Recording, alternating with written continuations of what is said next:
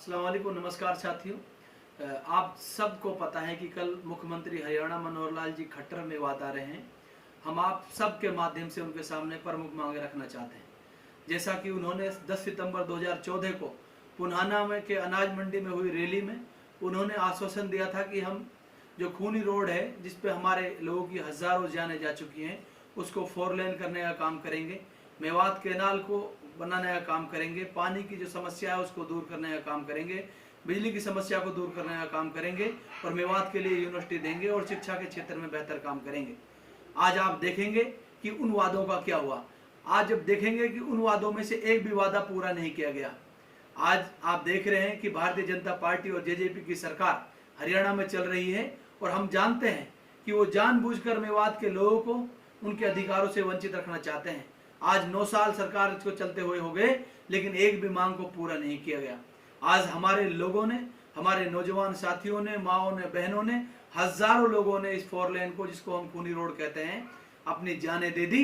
और आप देखेंगे कि जो मेवात यूनिवर्सिटी की बात की थी, आज कोई मेवात यूनिवर्सिटी आज तक नहीं दी गई है, लेकिन उसके विपरीत जो शिक्षा का बेड़ा गर्क कर दिया, भट्टा बैठा दिया। जो हमारे स्कूलों में शिक्षकों की पहले से कमी थी, आज उन शिक्षकों को भी जो इन्होंने सहायक के रूप में लगाए थे उनको भी इन्होंने हटा दिया 1 साल बाद। और आज आप देखेंगे कि एक स्कूल को एक मास्टर चला रहा है, प्रिंसिपल्स नहीं है, हेडमास्टर नहीं है, स्कूलों में शिक्षक नहीं है। अगर मास्टर ही नहीं होंगे तो मेवात के बच्चे पढ़ेंगे कैसे?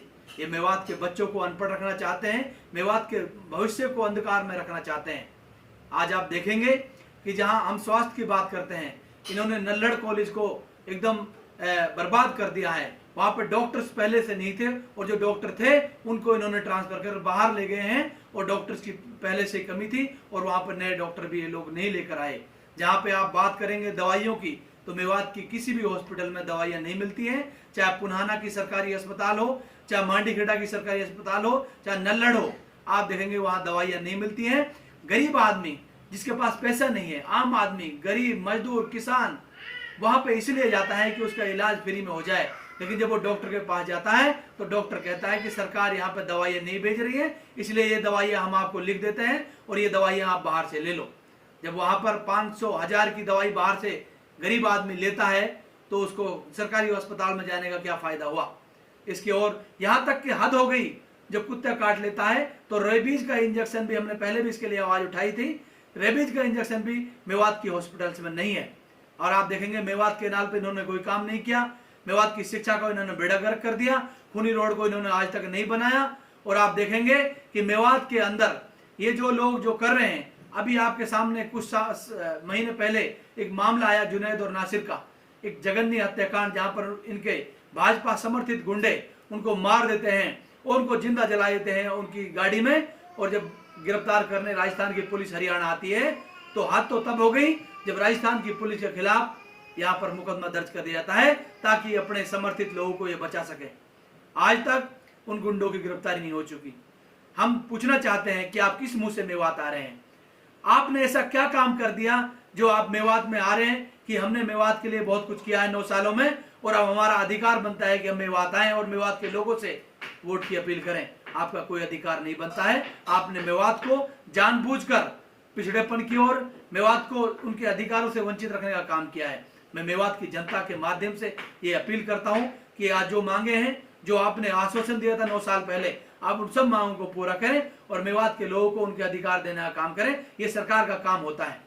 अगर आप करेंगे तो आप एहसान नहीं करेंगे। सरकार को लोगों की भलाई के लिए काम करने चाहिए, जो आपने 9 सालों में नहीं किए। इसलिए मैं मेवात की जनता की, आवाम के माध्यम से, खासतौर पे जो जनता जो आपके लिए वोट देती है, जो आपसे उम्मीद रखती है, भारतीय जनता पार्टी और जेजेपी के कार्यकर्ता आपसे जुड़े हुए हैं, उनसे लोग जुड़े हुए हैं और लोग उनसे और आपसे उम्मीद रखते हैं, लेकिन आप उम्मीदों पर मनोहर लाल खट्टर जी खरे नहीं उतरते हैं। आप खरे उतरें ताकि आपके भारतीय जनता पार्टी और जेजेपी के वर्कर लोगों के बीच में बता सकें कि हमने ये काम किए, क्योंकि अभी तक कोई काम नहीं किए गए हैं। हम आपके माध्यम से मेवात की जनता की तरफ से आपसे ये गुजारिश करते हैं कि ये सब काम मेवात की आम जनमानुष के लिए बहुत जरूरी है, उनकी भलाई के लिए, उनके अधिकारों की रक्षा के लिए बहुत जरूरी है। मैं आप सबका दिल की गहराइयों से अभिनंदन करता हूं और आप सबसे ये उम्मीद करता हूं, मेवात की जनता से, कि आप सब जो आप ये मांगों को रखें, ये आप सबके भले की और आपकी भलाई की मांगे हैं। आप सब मेरी बात को ज्यादा से ज्यादा शेयर करें ताकि मनोहर लाल खट्टर जी के समक्ष के सामने ये मांगे रखी जा सके और उन तक ये बात पहुंच सके। आप सबका बहुत बहुत धन्यवाद। जय हिंद, जय भारत, जय मेवात। अस्सलाम वालेकुम।